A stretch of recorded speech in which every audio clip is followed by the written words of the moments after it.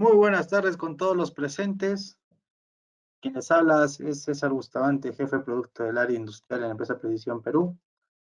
El día de hoy vamos a tener una presentación sobre flujómetros de pulpa. Vamos a hablar sobre la tecnología y algunas aplicaciones. Quien va a estar a cargo de la presentación va a ser el ingeniero Mario Castro, ingeniero mecatrónico de profesión, con más de 2 años de experiencia en lo que es instrumentación y control. Mario, ¿estamos listos? Sí, sí, claro.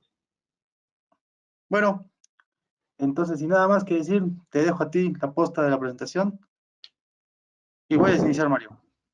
Ok, César, muchas gracias. Ante todo, muy buenas tardes a todos los presentes. Es un gusto tenerlos nuevamente aquí para hablar esta vez más que nada de un caso en particular, ¿no? De lo que vendrían a ser flujos con alto porcentaje de sólidos, hablando en este caso como pulpa de mineral. Vamos a comenzar con la presentación.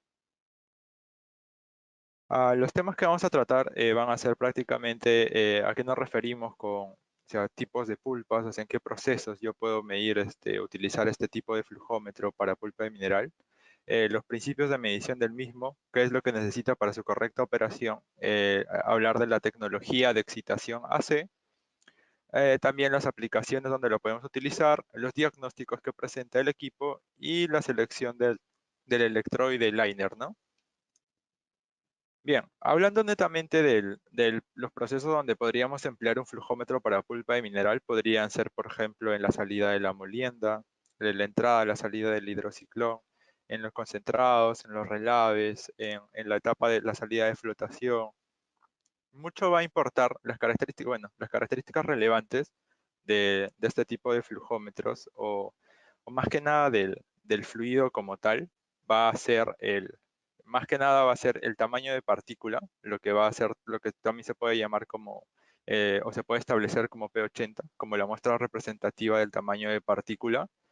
También pueden ser los porcentajes de sólidos, también es de gran relevancia, también la velocidad y la densidad del mismo. ¿Por qué es tan importante cada uno de ellos? Porque lo que nos asegura tanto saber el tamaño de partícula, saber el porcentaje de sólidos y la velocidad del fluido nos va a asegurar una integridad tanto mecánica como electrónica del equipo. Va a asegurar una correcta medición y un largo tiempo de vida, ¿no? Y la densidad es más que nada para convertir el flujo volumétrico en flujo másico, que a su vez nos va a ayudar para tener un balance de masa correcto, ¿no? Que es lo que nos importa finalmente. Entonces, netamente vamos a hablar de la tecnología que caracteriza a ABB, como podría ser el flujómetro FSM 4000 de excitación AC, especialmente para flujos, o no, mejor dicho, fluidos con alto porcentaje de sólidos, ¿no? Y pueden ser tanto sólidos con tamaños como piedras, o sea, de gran tamaño, o sólidos con este tamaño de grano fino, ¿no? Entonces, vamos a hablar principalmente del principio de medición, ¿no? A ver, un momento. Voy a poner con puntero para explicarlo mejor. Ya. Primero, de donde nace cualquier el principio de medición del flujómetro electromagnético de cualquier marca, como es esencialmente de donde nace el principio electromagnético, es esencialmente de la ley de Faraday. ¿Qué nos dice la ley de Faraday en esencia? Nos dice de que el voltaje inducido en un conductor, o en este caso un fluido conductivo, es directamente proporcional a la razón de cambio del flujo magnético. ¿Qué nos quiere decir esto? En este caso en particular, en un flujómetro, el campo electromagnético va a ser inducido por las bobinas. Estas bobinas van a polarizar el fluido y esta polarización va a generar una diferencia de potencial, o mejor dicho, un voltaje en el líquido. Entonces, ¿esto qué nos quiere decir? De que quien está alterando el campo electromagnético para generar o inducir un voltaje, ¿quién viene a ser principalmente?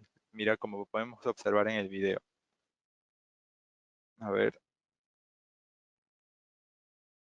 se dan cuenta que el fluido, a medida que va pasando, va atravesando el campo electromagnético, va polarizándose de manera que genera una diferencia de potencial y puede llegar a ser medido por estos dos electrodos. Pero ¿quién es el que se encarga de la polarización o la inducción de voltaje. ¿Quién es el que netamente genera la razón de cambio en el campo electromagnético para que yo pueda generar voltaje? La velocidad, porque la velocidad es la única variable en este proceso. El flujo electromagnético el campo electromagnético, mejor dicho, perdón, es un campo controlado, un campo inducido por las bobinas. El que produce la razón de cambio en este flujo va a ser la velocidad del fluido conductor. Entonces, esta velocidad va a generar, es lo que va a provocar el voltaje inducido a los electrodos. Entonces, como les dije inicialmente, la ley de Faraday en esencia quiere decir que el voltaje inducido en un conductor es proporcional a la razón de cambio del flujo magnético del equipo o del flujo magnético como tal. Entonces, se puede traducir en el voltaje inducido en un conductor es proporcional a la velocidad. ¿Por qué? Porque la velocidad es quien en este caso en particular me va a generar esa razón de cambio en el campo magnético. Entonces, por ese caso, por eso se puede traducir en esto, ¿no? En esta abreviación, en la que podemos observar aquí. Entonces, ¿por qué es importante la velocidad en un flujómetro, en un equipo, en un tubo medidor electromagnético? ¿Por qué? Porque yo necesito asegurar una velocidad mínima y una velocidad máxima para asegurar una precisión estable en la medición de mi equipo. ¿Por qué? ¿Por qué viene a ser esto? Mira, pero antes como un ejemplo. Perdón. Pueden observar esta gráfica de aquí, la que viene a ser esta. Esta es una curva de rendimiento que tiene que tener cualquier flujómetro. Sea cual sea su principio de medición, tienes que tener una curva de rendimiento. ¿Qué es lo que te va a decir la curva de rendimiento? Te va a graficar la precisión del equipo a diferentes rangos de medición, ¿no? O sea, por ejemplo, digamos, mi rango de medición puede ser este, hablando de flujo, o sea, de la variable flujo, en este caso galones por minuto. También se puede ser traducido en velocidad porque como sabemos, nosotros podemos hallar la velocidad en un flujómetro electromagnético, pero realmente para hallar el flujo volumétrico, perdón, lo que yo voy a hacer es multiplicar la velocidad por el diámetro nada más. Entonces, estos dos son lo mismo, únicamente que el flujo volumétrico va a ser esto multiplicado por el diámetro del equipo, ¿no? Entonces, volvemos a lo mismo. ¿Por qué es importante la curva de rendimiento? Porque en un rango de medición establecido, yo voy a asegurar una precisión estable. Esta curva de aquí, la curva punteada, es la precisión estándar del equipo. En este caso, para un flujómetro electromagnético para sólidos, es 0.5% del valor medido. Entonces, yo aseguro 0.5% del valor medido en este rango de medición. ¿Qué pasaría, por ejemplo, si yo tuviera el rango de medición en este punto de aquí? Se dan cuenta que la precisión del equipo cambia y esto se debe a que es una baja velocidad. Si yo sigo extendiendo esto, voy a poder darme cuenta de que está por debajo de 1 metro por segundo. ¿Qué es lo que nos va a decir esto? Que como les dije, la razón de cambio, o mejor dicho, el voltaje inducido en los electrodos va a ser proporcional a la velocidad. Si la velocidad es muy baja, tan baja como para que yo llegue a medir un valor muy pequeño de voltaje con una baja resolución, yo ya no puedo asegurar la precisión de 0.5%. Yo ya voy a medir una precisión totalmente variable. Entonces, si yo estoy en este punto en donde la precisión es prácticamente una incertidumbre, mi equipo no va a medir como yo quiero, o prácticamente se puede decir que va a medir cualquier cosa, ¿no? Por eso es importante tener en cuenta la velocidad, tanto el rango máximo como el rango mínimo de la velocidad, ¿no? Esos parámetros. Esto lo digo porque más adelante vamos a hablar tanto de la integridad física como del correcto funcionamiento a nivel electrónico del equipo. Bien, ¿qué es lo que necesita nuestro equipo como tal para que pueda medir correctamente? Primero, como les mencioné, asegurar la velocidad mínima y la velocidad máxima del mismo para poder yo asegurar un voltaje que yo pueda interpretar de manera correcta y pueda asegurar una precisión estable, ¿no? El revestimiento del equipo, ¿por qué un flujómetro electromagnético tiene revestimiento? Además de conservar la integridad física del equipo, este revestimiento va a aislar los electrodos, haciendo que únicamente estos dos puedan medir el voltaje inducido por el campo electromagnético. Entonces, esa es prácticamente su función a nivel de medición, ¿no? y nosotros tenemos que asegurar de que este no, se mantenga constante, que no se dañe, que tenga un largo tiempo de vida para yo asegurar una correcta medición. Y por ello es importante también hablar tanto de prevenir tanto de la corrosión como de la abrasión. Hablar de prevención de la corrosión es hablar de compatibilidad química, ¿no? De la compatibilidad de un material con respecto a un fluido como tal. Y todavía este fluido como tal va a ser polarizado, entonces ni siquiera es una compatibilidad química, es una compatibilidad electroquímica. Entonces todo esto lleva todo un proceso de análisis para poder yo dimensionar un correcto revestimiento del equipo, ¿no? Entonces eso es por parte de corrosión. Por parte de abrasión es hablar de tres cualidades como tal, ¿no? Es yo saber principalmente el tamaño de partícula, es saber la velocidad del fluido y es saber el porcentaje de sólidos que tiene el fluido. Entonces yo necesito estos tres para determinar el grado de abrasión que puede haber en las paredes del flujómetro electromagnético, y con esto yo puedo determinar si es que necesito uno u otro, ¿no? Un material resistente al desgaste por rozamiento. Eso vendría a ser la abrasión. Entonces, yo necesito asegurar de que el material que yo seleccione pueda tolerar alto porcentaje de sólidos, pueda tolerar altas velocidades, como un ejemplo, y pueda tolerar diferentes tamaños de partícula e incluso formas de partículas, que también es algo característico de diferentes materiales, diferentes sólidos, ¿no? Por así decirlo. Bueno, y también existe dos tipos de formas en las cuales puede operar un flujómetro electromagnético. Y estos vendrían a ser por excitación de su bobina, de una excitación DC o una excitación AC.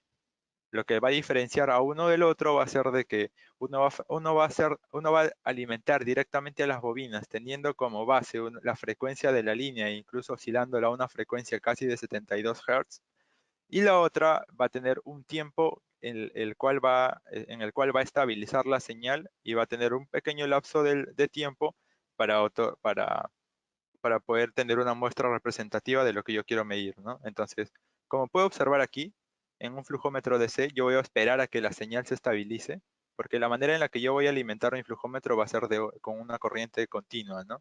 Entonces, yo al alimentar esto, lo que voy a hacer es que la señal sea de manera pulsante. ¿Entiende? Entonces, en cada una de estas oscilaciones que yo genere de manera, por así decirlo, interna del equipo, voy a tener un periodo de estabilización en el cual solo en un lapso de tiempo voy a alcanzar a medir la señal de flujo, ¿no? Que sería la de acá. En solo este tiempo, solamente en este tiempo, voy a poder yo medir la señal del equipo, la señal de flujo. Mientras que, por otro lado, en un flujómetro AC, yo voy a tener una frecuencia mucho mayor y voy a tener ¿cómo decirlo? Distintas muestras, ¿no? Que me van a permitir muestrear mejor la señal. Entonces, yo voy a tener una señal más, se podría decir continua, o se podría decir constante, a diferencia de lo que podría tener con un flujómetro DC.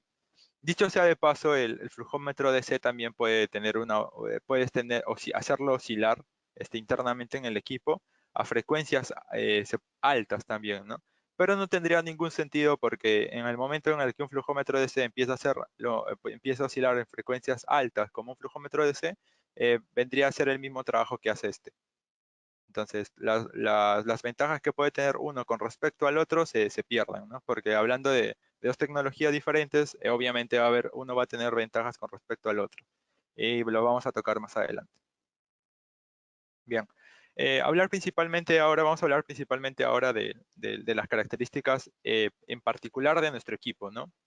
La bobina del flujómetro de nuestro flujómetro AC va a ser alimentado esencialmente por 70 Hz, tirando para 72 aproximadamente. Y como les dije, vamos a tener una señal más constante, más continua, va a ser ideal para flujos pulsantes, para altos porcentajes de sólidos, porque dicho sea de paso, los altos porcentajes de sólidos generan un ruido inherente en el equipo, que va a ser que la medición va a tener, más adelante vamos a ver cómo es que la medición se ve afectada por el porcentaje de sólidos. O sea, no hablamos de cómo va a afectar en el liner del equipo, sino cómo va a afectar en la electrónica del mismo. Entonces, el tenerlo en 70 Hz vamos a ver en una gráfica más adelante cómo es que aleja la amplitud del ruido que puede existir por este porcentaje de sólidos. Bien, las diferencias en comparativa de un flujómetro por excitación DC y AC van a ser, como podemos observar a continuación, ¿no? La señal, por ejemplo, de flujo que yo necesito medir va a ser la de acá. Esta de acá. Entonces, como se pueden dar cuenta, el flujómetro DC va a estar oscilando internamente con el equipo, va a hacer oscilar la señal DC y va a tener un periodo de estabilización en el cual va a recién medir la señal. Entonces, solo en estos puntos negros, en estas líneas negras, voy a medir la señal. Solo en cada este periodo voy a medir una señal, ¿no? O sea, cada cierto tiempo voy a medir una parte de la señal del flujo. Entonces, por otro lado, yo tengo el flujómetro de excitación AC, el cual me va a permitir medir en muchos más puntos de los que me podría permitir un flujómetro DC, ¿no? Entonces, teniendo en comparación, yo, por ejemplo, al medir este punto, voy a medir esto, luego voy a medir esto, luego voy a medir esto, entonces voy a tener casi una señal constante, si se dan cuenta. Y solo va a haber un punto en el cual yo voy a medir una pequeña, tal vez un pequeño flujo pulsante, el cual me va a dar finalmente una señal así, ¿no? Que para nada, esto para nada es igual a la señal de aquí, a la señal inicial. Entonces, como se puede ver, esto es lo que se va a obtener de un flujómetro DC para flujos pulsantes. Mientras que para un flujómetro con excitación AC, yo voy a voy a muestrear mejor la señal en diferentes puntos de medición más constante y lo que finalmente voy a obtener es lo de acá. Entonces se dan cuenta de la diferencia que hace tener una frecuencia mucho mayor de medición y el beneficio que te puede dar al momento de medir una señal de flujo pulsante o una señal muy variante. Esto más que nada va por el lado de flujos pulsantes, ¿no? A continuación vamos a hablar del ruido inherente en fluidos con cargas de sólidos altas. Y esto más que nada se va a concentrar en los valores de baja frecuencia, por el mismo hecho de la vibración del equipo, hablar de las impedancias de las bobinas, la interferencia de las mediciones. Se ha visto de que el fluido, la amplitud del mismo, el ruido que diga, la amplitud del mismo ruido generado por líquidos con altas cargas de sólidos, permanece en una frecuencia baja. Entonces, si es que yo hago una oscilación en donde en donde puedo tener un periodo de estabilización como sería un DC, así, lo que voy a generar es que este ruido de todas maneras afecte a mi señal. Mientras que si yo tengo una frecuencia mucho mayor, a su vez ya no se va a sobreponer a la señal del ruido, se va a poder filtrar de una mejor manera con un filtro de pasabajas nada más y ya. Y yo soluciono la interferencia que puede haber por este tipo de ruidos, ¿no? Que dicho sea de paso, pueden ser por cosas internas, como pueden ser la carga de sólidos, o pueden ser cosas externas, ¿no? Entonces, con una medición aproximada de 72 Hz, yo puedo asegurar una señal mucho más limpia, como la que vamos a ver a continuación. Cuando yo tengo un flujómetro DC, que que puede hacer oscilar su señal pulsante para tener un tiempo de estabilidad. Si yo tengo una señal de ruido constante, lo que va a hacer es que se va a ver compensada. Antes de esto quiero tocar un tema, a ver, creo que lo puedo dibujar por acá. Y es que, como pudimos observar, los flujómetros van a tener como que una curva así en los DC, ¿no? Así y así. Entonces, no, así y así. Entonces, estas cositas, esto de aquí que estoy resaltando en negro y la parte de aquí, estos dos van a ser los puntos de medición, ¿no? Este y este. Entonces, lo que va a hacer es que yo vaya a obtener una señal finalmente así. Ahí, ahí, algo así. Entonces, estos puntos son los que a mí me importa tener, ¿no? Lo mismo va a pasar en una señal DC, que va a ser una señal más o menos sinusoidal. Entonces, la velocidad, como hablamos, ¿no? Va a ser es proporcional a la velocidad va a ser proporcional a lo que yo mida. Entonces, la velocidad también se va a expresar en una curva sinusoidal. Entonces, la velocidad también va a ser así. Y finalmente, el valor de la velocidad únicamente va a ser la amplitud de la señal. Entonces, lo que a mí me va a importar al final va a ser la amplitud de la señal. Entonces, lo que vamos a ver aquí es esto, ¿no? Esto de acá, la salida de la señal. Entonces, yo voy a estar midiendo en diferentes puntos de tiempo y voy a ver que aquí, por ejemplo, la señal se mantiene al menos un poco constante, ¿no? Entonces, aquí yo puedo darme cuenta de que si el ruido es constante, yo voy a tener una señal que se puede mantener aunque sea constante, hablando de amplitud, ¿no? Mientras que si yo tengo un ruido variable, lo que podría haber aquí en un tipo de compensación por la señal, la señal de ruido constante, ya no va a existir aquí. Por lo que la señal en la amplitud del primer periodo con respecto al siguiente va a ser, va a ser cualquier cosa, como se dan cuenta aquí. Lo que hay en la parte de arriba es cualquier cosa en comparación a lo que hay en la parte de abajo. Y esto es lo que va a ocurrir en un flujómetro DC cuando la señal sea así, ¿no? Por bastantes factores puede haber ruido, como le dije, carga de sólidos, puede ser incluso por el cableado que existe al yo llevar, perdón, al yo llevar la señal de un punto a otro, y todo eso se va a ver afectado se va a ver de la siguiente manera, ¿no? Se va a traducir en una señal así. Mientras que si yo tengo una señal, ¿cómo decirlo?, de un flujómetro AC, lo que va a ocurrir es de que así el flujo sea totalmente variable, al yo tener una señal constantemente continua, y por compensación de filtros, lo que va a pasar es que la señal va a ser más constante de lo que podría ser por ruido de carga de sólidos y por etcétera, ¿no?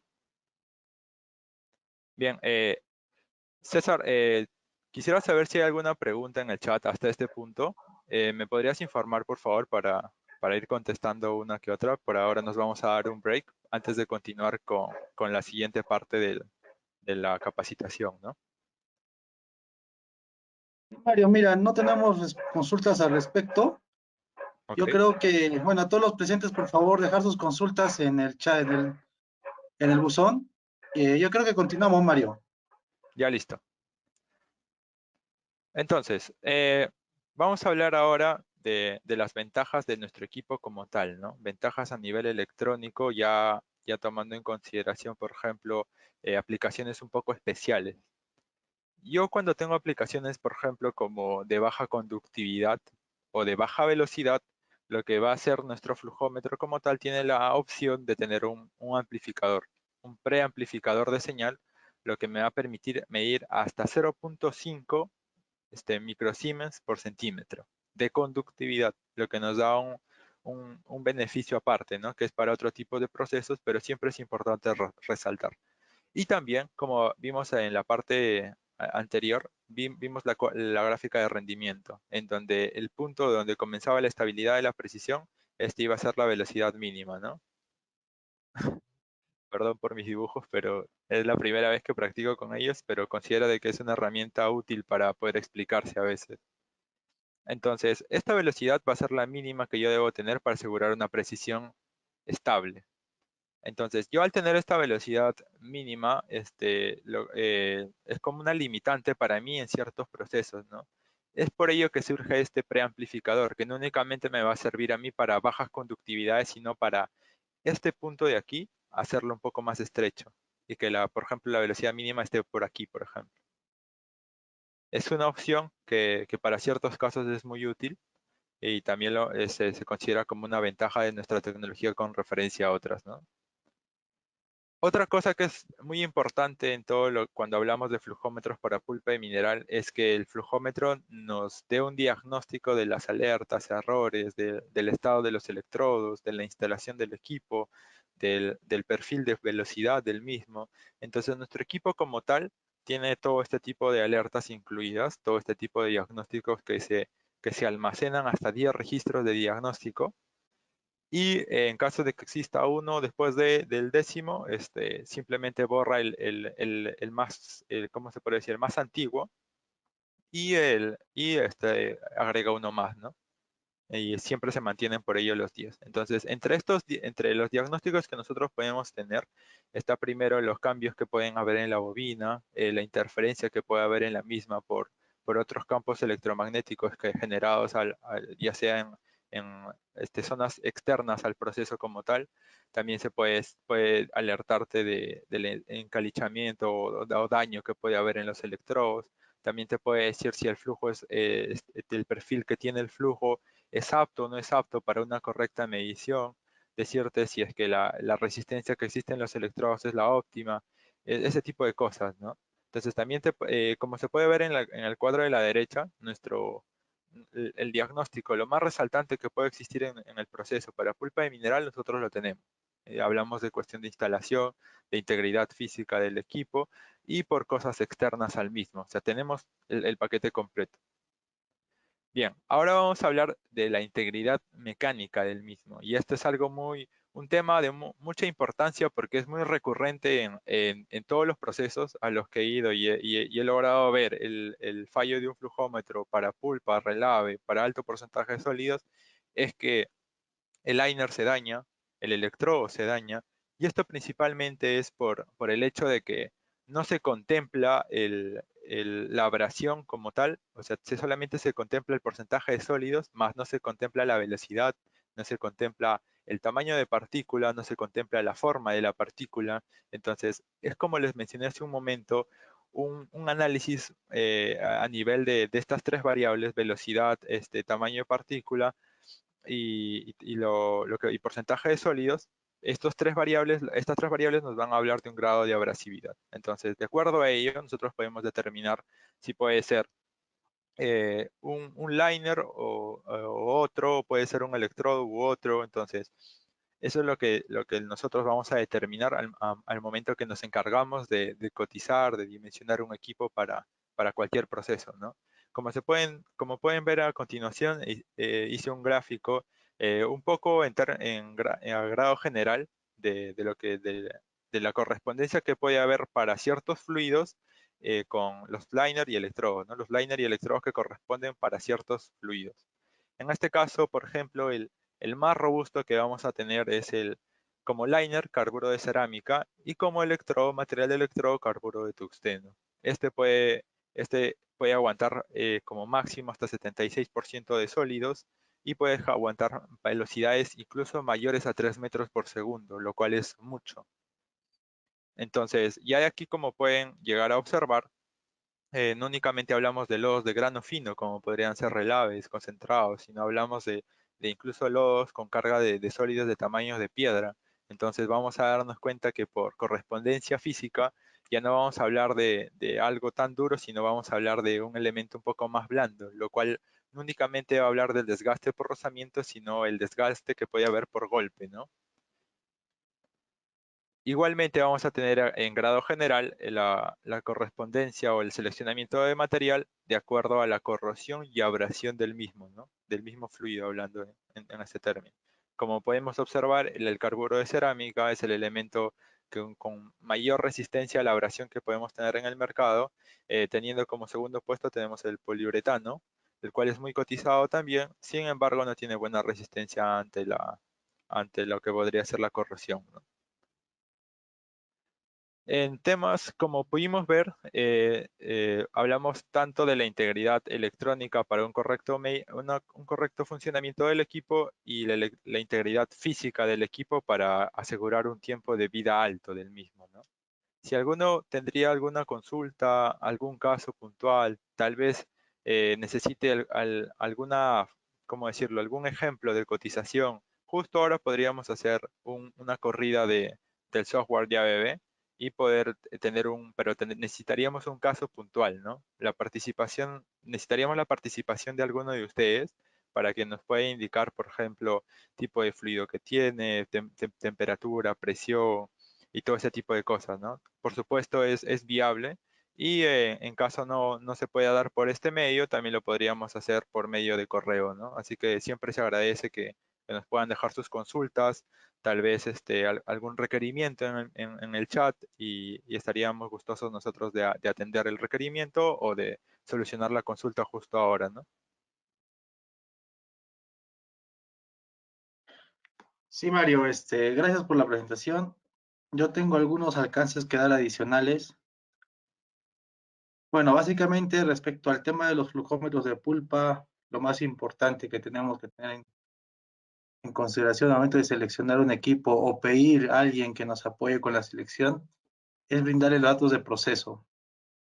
Como estamos hablando netamente de pulpa y minerales, ahí tenemos que considerar aspectos como tamaño de partícula, velocidad, porcentaje de sólidos y el mismo tipo el mismo tipo de mineral que se va a transportar. En este caso, nosotros, si tenemos un flujo con un tamaño de partícula muy grande, tenemos que cambiar el revestimiento, no podemos usar, digamos, por ejemplo, un cerámico y también un electrodo distinto. Pero lo contrario pasaría si si tenemos un tamaño de partícula bajo, una malla 200, malla 300. Prácticamente es una arena que está mezclada con agua y si tenemos alta velocidad se comportaría como un material altamente abrasivo. Entonces, en ambos casos tenemos que determinar cuál sería el revestimiento ideal, pero si se han dado cuenta, lo que determinó en este caso el estudio fue el tamaño de partícula y también en cierto modo la velocidad. Ahora, con respecto al porcentaje de sólidos, podemos trabajar incluso hasta con 75%, si no me equivoco, Mario, ¿no? Hasta 76%, sí. A ver, me faltó una. 76% de porcentaje sólidos. Eh, Sin dejar de pensar en la variable, en la propiedad de fluidabilidad del fluido. ¿Por qué? Porque a veces cuando tenemos mucho porcentaje de sólidos, el fluido ya no fluye y se hace una pasta. Entonces ahí va a haber otro tipo de estudio. Ese es un estudio ya netamente metalúrgico para tener que disolver la pulpa y poder transportarla. Pero si hablamos de poder usar este flujómetro, sí podríamos llegar a esos porcentajes. Entonces, lo que ustedes tienen que tener en consideración siempre cuando pidan un flujómetro, esos aspectos. Tamaño de partícula, porcentaje de sólidos, velocidad y bueno, y el tipo de mineral, porque algunos minerales son más abrasivos que otros o incluso corrosivos. Eh, También quisiera traer a contexto ciertas aplicaciones que tenemos con el caso de Chinalco, ¿no? Chinalco, una molenda gruesa, donde tenemos flujómetros instalados ya más de 15 años y no tenemos ningún problema con ellos. Bueno, a ver, Mario, tenemos consultas ahí por el chat. Te Dime, las a voy ver, César. mencionando. Sí,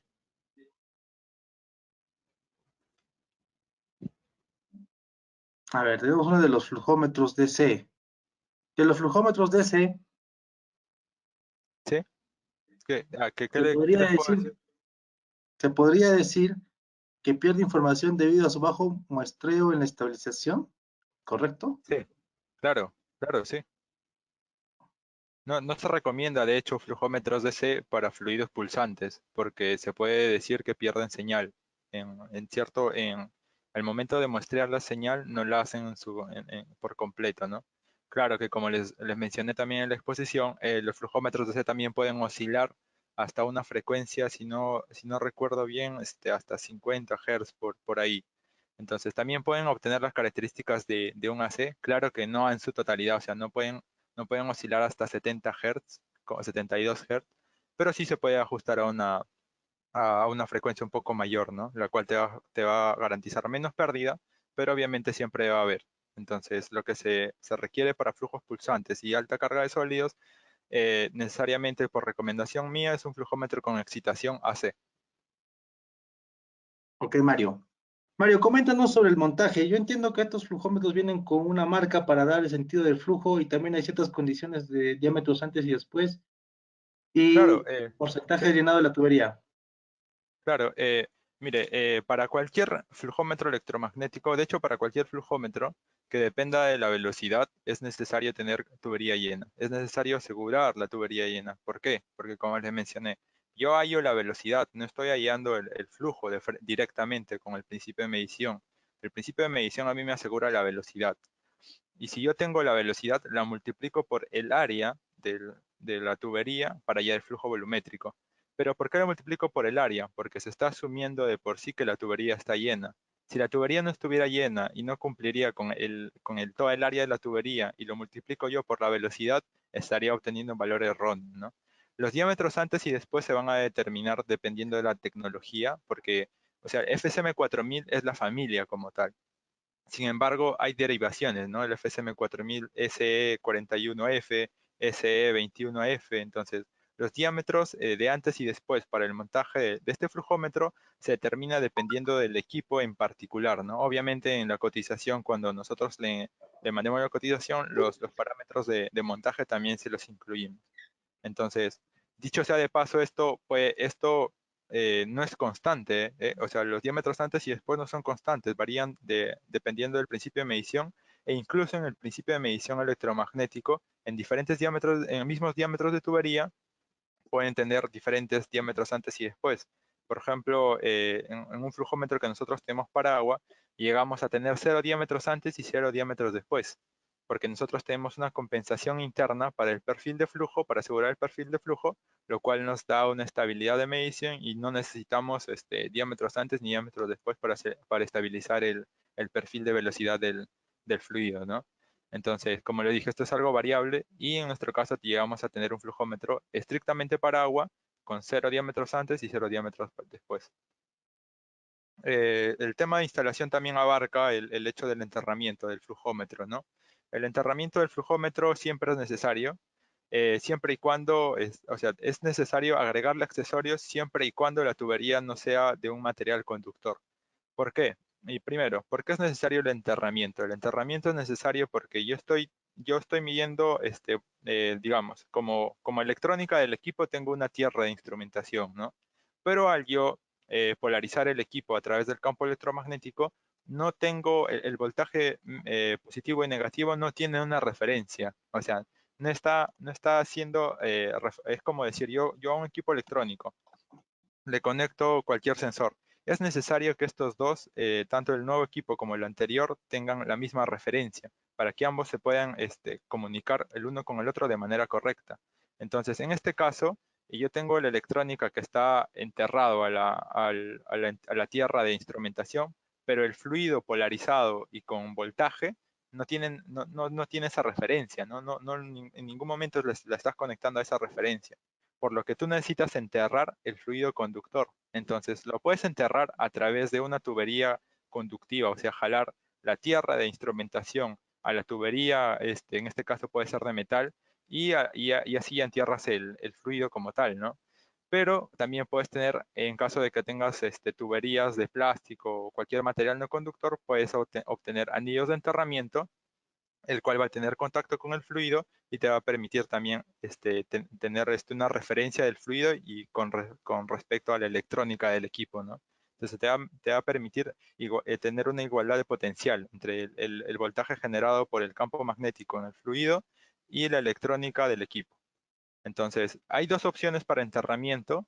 Puede ser una por anillos de enterramiento que se recomienda que sea antes y después, o sea, en la brida, en la brida antes y la brida después. O también un tercer electrodo que también va a funcionar como un electrodo de enterramiento. Cualquiera de estos de anillos o electrodos es recomendable, aunque a veces cuando el material es muy abrasivo o corrosivo se recomienda de que sea un electrodo. ¿Por qué? Porque es más conveniente yo tener un electrodo de tamaño pequeñito con un material resistente a la corrosión o abrasión, a tener dos anillos que tengan un área de contacto mucho mayor con este material resistente a la corrosión o abrasión, ¿no? Entonces, es más que nada por el hecho económico escoger entre un electrodo de enterramiento o un anillo de enterramiento. Y sí, es necesaria la tierra, ¿no? Entonces, para el tema de montaje es necesario el enterramiento, es necesario considerar diámetros antes y después. Y eso vendría a ser más que nada la respuesta a tu pregunta, César, si es que abarca todo lo que me consultaste. Sí, Mario, mira, esa pregunta abarca muchas que nos hicieron en el panel. Hemos respondido a varias con esa explicación. Yo también quiero comentarte algo, Mario. Mira, normalmente bueno, no yo no, sino hemos hecho aplicaciones de dosificación de ciertos reactivos, como por ejemplo cianuro, cal, o otro X reactivo que se use tanto para la flotación de cobre o la lixiviación de oro, lixiviación en tanques. Ok, Usamos bombas peristálticas. Estas ah, bombas interesante. peristálticas usan, bueno, bombean la pulpa, en este caso, digamos, por ejemplo, una lechada de cal, y genera pulsos. Claro. Entonces, ahí tenemos una itinerancia entre el flujo y no flujo y la frecuencia en la cual la bomba trabaja. Evidentemente, un flujómetro que no esté en sintonía con esa frecuencia no va a poder medir correctamente. Claro. Entonces, no sé qué me puedes comentar respecto a eso.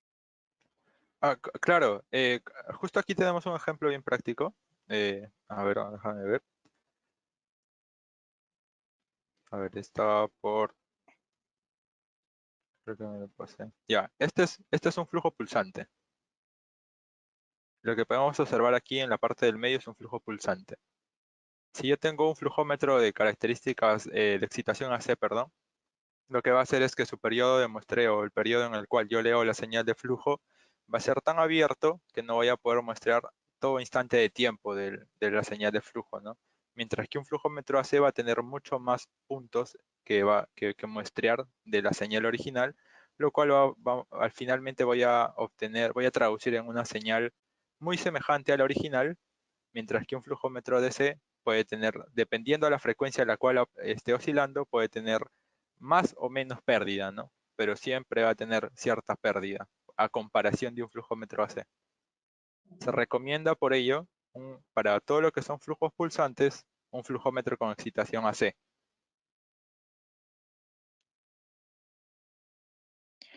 Gracias, Mario. Respecto a la calibración y al autodiagnóstico, ¿qué nos puedes decir? Bien, el autodiagnóstico del equipo como tal es lo que mencionamos hace unos momentos. Te puede avisar de la situación en la cual están las bobinas, si tienen interferencia o no externa, te puede avisar de la integridad de los electrodos, te puede avisar de la resistencia que hay entre los electrodos para asegurar un correcto aislamiento, te puede decir si es que el perfil de flujo es el correcto o no, te incluso te indica si los diámetros antes y después son los correctos o no. Entonces, eso va por la parte del diagnóstico, ¿no? La calibración realmente es como la calibración de cualquier flujómetro. No tiene nada especial, es el mismo principio de cualquier flujómetro electromagnético, ¿no?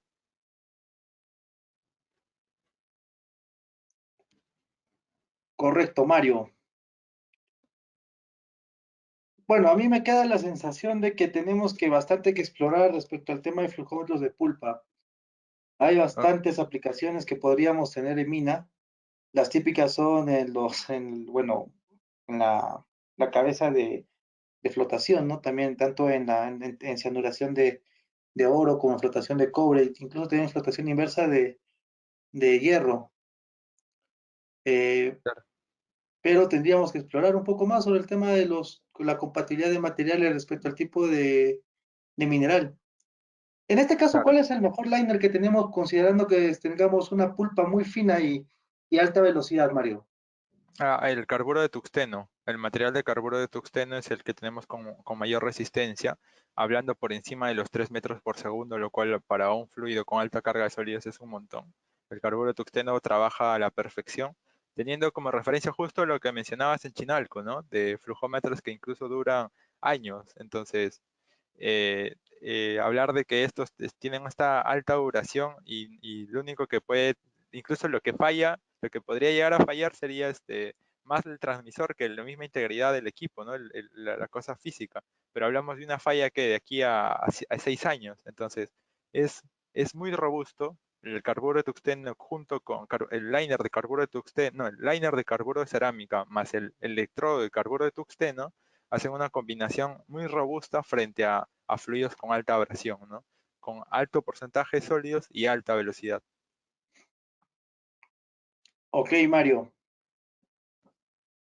Bueno, también mencionar acá, aprovechando que estamos hablando de pulpas, también cuando hacemos la relación agua mineral, no solamente requerimos de flujómetros normativos de pulpa, sino también flujómetros para aguas, ¿no? Esa tecnología también la tenemos, una tecnología muy light comparada a la de pulpas, ¿no? Que es más robusta, como tú indicas. Ahí la gran diferencia entre los tipos de flujómetros que podemos elegir según la aplicación. Bueno, Mario, con todos los comentarios hechos hemos cubierto la mayoría de consultas, o por no decir todas. No sé si tendrás algún comentario final respecto a la presentación. De hecho, Me gustó muy bien, me gustó mucho cómo salió. A mi consideración salió muy bien. Espero haber resuelto cada una de las consultas que hicieron de la manera en la que hubieran esperado. De igual forma, dejen sus correos y cualquier consulta estaremos respondiéndole a la brevedad. Para nosotros siempre es emocionante ver diferentes aplicaciones, ¿no? Poder trabajarlas, analizarlas y finalmente brindar una solución precisa para su proceso, ¿no?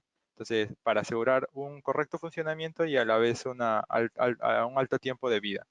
Entonces, cualquier cosa pueden contactarnos, pueden contactar conmigo, pueden contactar con César. Siempre vamos a encargarnos de brindarles una buena atención y también darles un producto correcto, ¿no? Y nuevamente gracias por su presencia en esta capacitación. Espero la hayan pasado muy bien, hayan aprendido algo, ¿no? Al igual como todos aprendemos siempre algo, incluso exponiendo, y espero que lo mismo haya ocurrido con ustedes. Muchas gracias nuevamente y espero tengan una buena tarde. Muchas gracias, Mario. Solamente para complementar con los presentes, hemos cargado la presentación al sistema, lo pueden descargar. Asimismo, la presentación va a estar en nuestro canal de YouTube, nuestro canal oficial de Precisión. Ahí van a poder ustedes ver y repetir las veces que deseen la presentación. Respecto a las consultas, contáctenos con nosotros, con Mario, conmigo. Nosotros estamos dispuestos a ayudarlos a poder ver cuál es la mejor aplicación desde el punto de vista del instrumento hacia la metalúrgica, que es lo que nos interesa. Un buen flujómetro nos va a permitir tener un buen balance de masa, lo que realmente impacta bastante en la recuperación y en las estimaciones de producción. Ese es nuestro sentido de trabajo, eso es lo que nosotros queríamos lograr con ustedes. Sin nada más que decirles, les agradezco su participación. Así también les agradeceré nos dejen comentarios sobre presentaciones futuras que deseen escuchar. Estamos preparando una en especial para medidores de nivel láser para sistema, para tolvas, en tolvas para tolvas de transferencia, oscilos, y también stockpiles. Entonces, vamos a estar a esto comunicándonos entre redes sociales y les pediré que se conecten también a ese mismo, para ese webinar. Sin nada más que decirles, les agradezco, que tengan muy buenas tardes, Precisión los capacita, hasta luego.